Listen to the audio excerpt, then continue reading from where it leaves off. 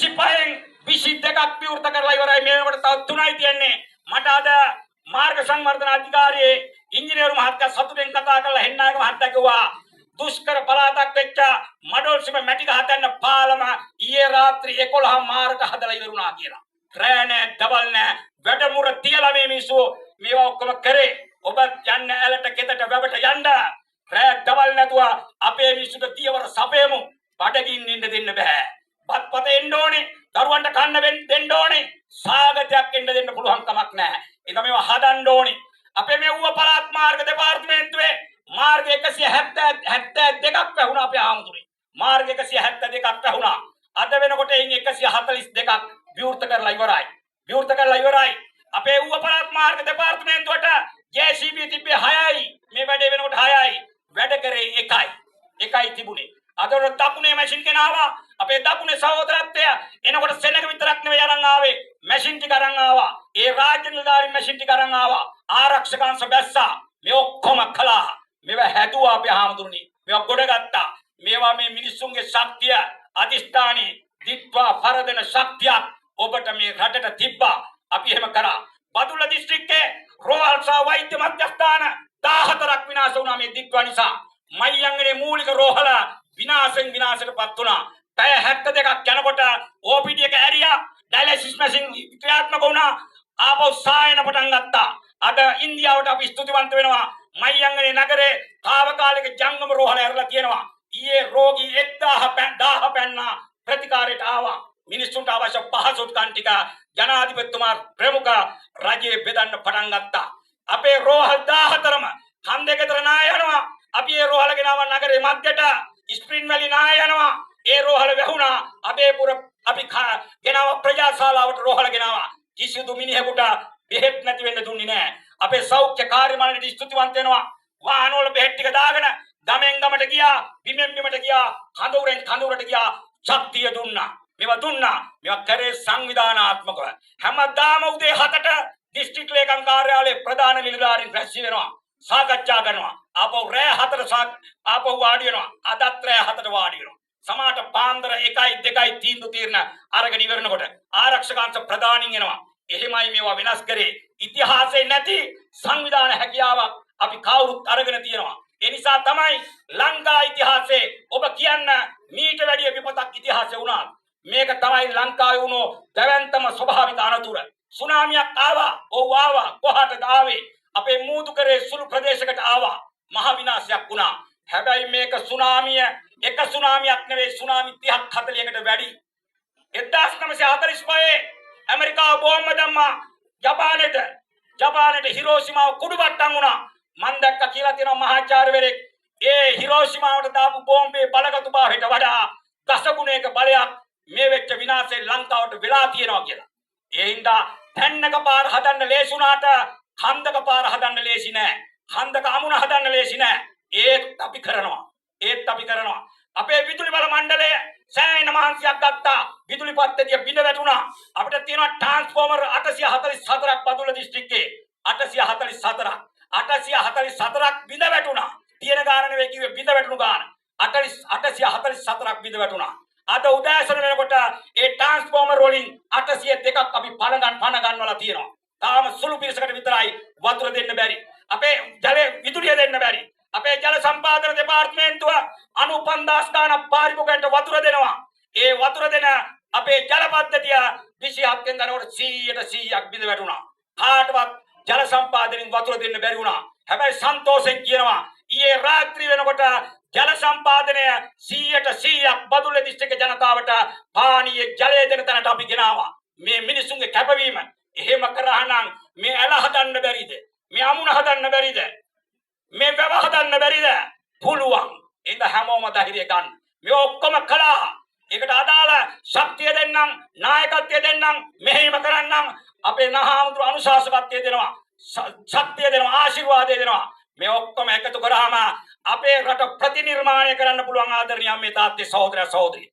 වෙලා තියෙන හානිය සුළුපටු නෑ. අපේ මහවැලි ව්‍යාපාරයේ මයංගනේ ඇලවල් 17ක් විනාශයි. ඇලවල් 17ක් අවහිර වුණා. අපේ මහාවාරි මාර්ග දෙපාර්තමේන්තුවේ අපිට ලොකුවටම බත දෙන තැන බත් මැඩිල්ල ව්‍යාපාරය අක්කරේ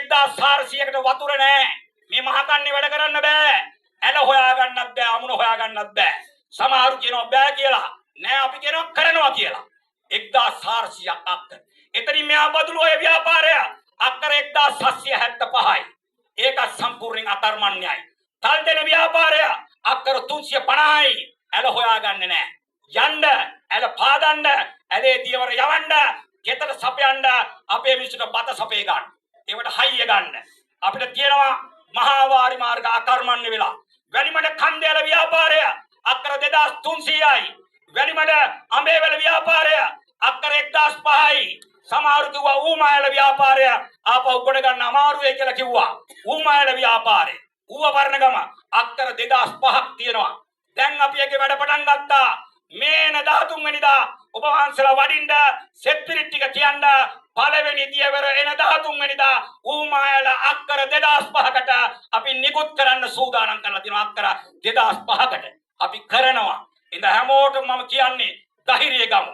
මේ විදිහට ජනතාවගේ බත සපයන්න ඕනේ. අපෝ සාගින්නක් එන්න දෙන්න බෑ. ඒ මිනිසුන්ට මාසේ පඩි එන්නේ නැහැ. ඒ මිනිසුන්ට එන්නේ කන්නේ පඩි. ලොකුම කන්නේ මහ කන්නේ. මහ කන්නේ හොඳට සරුනොත් තමයි ගොවියාගේ ආදායම එන්නේ. දරුපවුල් රකින්න පුළුවන් වෙන්නේ. ඒක කවුරුත් මේ වෙනුවෙන් ශක්තිය ගන්න ඕනේ ආදරණීය මේ තාත්තේ සහෝදරයා සහෝදරිය. අපි කවුරුත් දන්නවා මේ රටේ යෝධ මිනිස්කල එකතු වෙලා තමයි වැව්වමුණු හැදුවේ. යෝධ මිනිස්කල එකතු වෙලා තමයි වැව්වමුණු හැදුවේ. එඳ ඔබට අපට මේ කාර්යය කරන්න පුළුවන් ශක්තිය තියෙනවා කියලා තේරුම් ගන්න. අපේ රටේ ඔබ කවුරුත් දන්නවා දාගැබ් මහා වැව් හැදුවේ නුඹයි පුතේ. සීගිරි ගලේ කවි ලිව්වේ නුඹයි පුතේ. නගුලෙන් එදා රජ කෙරුවේ නුඹයි පුතේ. මේ රට හදන්නේ ඔබ අපයි පුතේ. එදා යන්න. කෙට්පිමට යන්න. මේවා අතට ගන්න. අපේ මිනිසුන්ට ධෛර්යය දෙන්න. ඒ කාර්ය කරන්න පුළුවන්. මම රටේ ආදරණීය ජනතාවගෙන් ඉල්ලීමක් කරනවා. මේ යෝධ කාර්යයකට 5000ක බලෑනියක් ගෙනලා තියෙන්නේ. මේ බලෑනිය වැඩ කඳවුරු 50කට තව සුළු මොහොතකින් යවනවා. වැඩ කඳවුරු 50කට යනවා. මේ ඔක්කොම කඩිගුලක් ඇහුණා වගේ ශක්තියෙන් ධෛර්යයෙන් ඇලට අමුණට වැවට බහිනවා. මේ මිනිස්සු දවස් 14ක් කන්න බොන්න දීලා අපිට පෝෂණය කරන්න ඕනේ. සහාය දෙන්න කියලා අපි ඉල්ලනවා. ආපදාටපත් වෙච්ච ජනතාවට ආපු සහන අපි ගන්න බලාපොරොත්තුවක් නැහැ. ගම්වලට අපි කියලා තියෙනවා කොස්පොල සූදානම් කරගන්න. තියෙන හැටියට දෙන්න කියලා. මම ආදරණීය සහෝදරුන් ඉල්ලනවා ගම්මු තියෙන හැටියට කන්න දෙන්න. අපි හොය හොයා එවන්නම්. අපි අරගෙන එන්නම් දෙන්න. දැන් මේ වැඩේට ලොකු මැෂින් ඕනේ. මැෂින් තියෙනවා නම් එවන්න කියලා කියනවා. මේකට කැත්ත උදැල්ල නගුල දෑකැත්ත වගේ දෑකැත්ත නෙවෙයි. මේකට අලවංගුව, මේකට වප්පිය, චේන්සෝ එක, මේකට පිකස් එක, තාච්චිය, විල්බරෝ එක විශාල උපකරණ තොගයක් ඕන වෙනවා. අපිට සාමාන්‍ය ප්‍රමාණයට සම්පාදනය වෙලා තියෙනවා. අපි සහාය ඉල්ලනවා. 5000ක බලෑනියක් මහා ශ්‍රම හමුදාවක් අද අයිති ඉතිහාසගත වෙන කාර්යයකට බහිනවා. ආන්න එක කරන්න ඕනේ. ඉතින් මම හිතනවා මේ අපිට මේ කාර්ය කරන්න ඉහළින්ම හැකියාව තියෙනවා. ඒ සඳහා අපි කවුරුත් පෙළ ගැහෙන්න කියලා මම ඉල්ලීමක් කරනවා. එහෙනම් හැමෝම ධෛර්ය සම්පන්නව මේ කටයුත්ත කරමු. ලංකා ඉතිහාසයේ මකලා තියෙන්නේ අලුත් පිටුවක් පෙරලනවා. නව ජීවනයක් මේ රටට දෙනවා. අපි දන්නවා පහුගිය ඉතිහාසයේ රජවරු හිටපු කාලවල වල රජතුමා වැඩියෙන් බෙදාගත්තා. තුප්පතාට කන් හැන්දෙන් බෙදුවා. දැන් ඒ යුගයේ ඉවරයි. මේ ආපදාටපත් වෙච්ච ජනතාව හිතුවෙත් නැති ගානට පාලකයන් බෙදන්න පටන් අරන් තියෙනවා. විනාශ වුණු නිවාසයකට ලක්ෂ 50යි. එයාට ඉඩමකුත් නැත්තම් තවත් ලක්ෂ 50යි. කෝටියක් වන්දි දෙනවා. කෝටියක් දෙනවා. යන් මට්ටමට කැඩී බෙදියක ගිය ගෙවල් ටික හදන්න ලක්ෂ 25යි. ඕවා ඉස්සර ජනතාවට හම්බුනේ නෑ. එයාලගේ ගෙවල් එයාලම ගිනි ගහගෙන හරි කවුරු හරි ගිනි ගැහුවම එයාලට ලක්ෂ 50 හම්බුණා. ලංකා ඉතිහාසයේ පළවෙනි වතාවට තැළුණු පෑගුණු පොඩි වුණු මිනිස්සුන් වෙනුවෙන් ආපදාවට පත් වෙච්ච මිනිස්සු වෙනුවෙන් භාණ්ඩාගාරේ සල්ලි අරගෙන බෙදා යනවා. ඒවා සාධාරණව බෙදනවා. ඒවා යුක්ති සහගතව බෙදනවා. බෙදන්න ඕන තැනට බෙදනවා. දෙන්න ඕන තැනට දෙනවා. කවුරුත් ඒක තේරුම් ගන්න කියලා අපි ඉල්ලීමක් කරනවා. ඒ වගේ යුගයක් ඇවිල්ලා තියෙන්නේ. ඒ ශක්තිය අපි ගනිමු. මේ ගම බිම රට හදමු. ආන්නයකට ශක්තිය ගන්න කියලා මං ඉල්ලීමක් කරනවා. මේ රටේ ලෝක ප්‍රසිද්ධ වැකියක් තියෙනවා. ලෝකෙම ජනතාව ජලය සම්බන්ධයෙන් පිළිගන්නා ඊළම වැකියක් බවට පත් වෙලා තියෙනවා. අපේ හාමුදුරනේ මහා පරාක්‍රම සමුද්‍රේ නිර්මාණය කරපු පරාක්‍රම බහු රජතුමා විසින් කිව්වායයි කියන අහසින් වැටෙන එකදී බිඳකදු මානව වර්ගයාගේ ප්‍රයෝජනයට ගෙන මිසක මුහුදට ගලාගෙන යාමට ඉඩ නොතබමි කියලා මහා පරාක්‍රම බහු රජතුමා කිව්වා.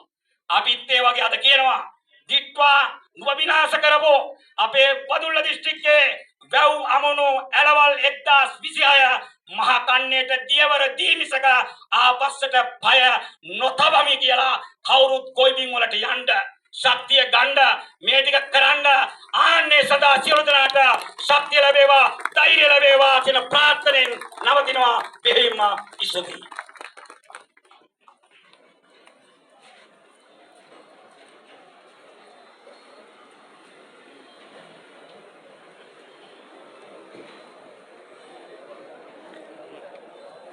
ගෞරවනීය ස්තුතිය වැවිලි හා ප්‍රජා යටිතල පහසුකම් පිළිබඳ කරු අමාත්‍යතුමන් සමන්ත විද්‍යාරත්න මැතිතුමනි ඔබතුමන්ට. ඉතින් ඔබ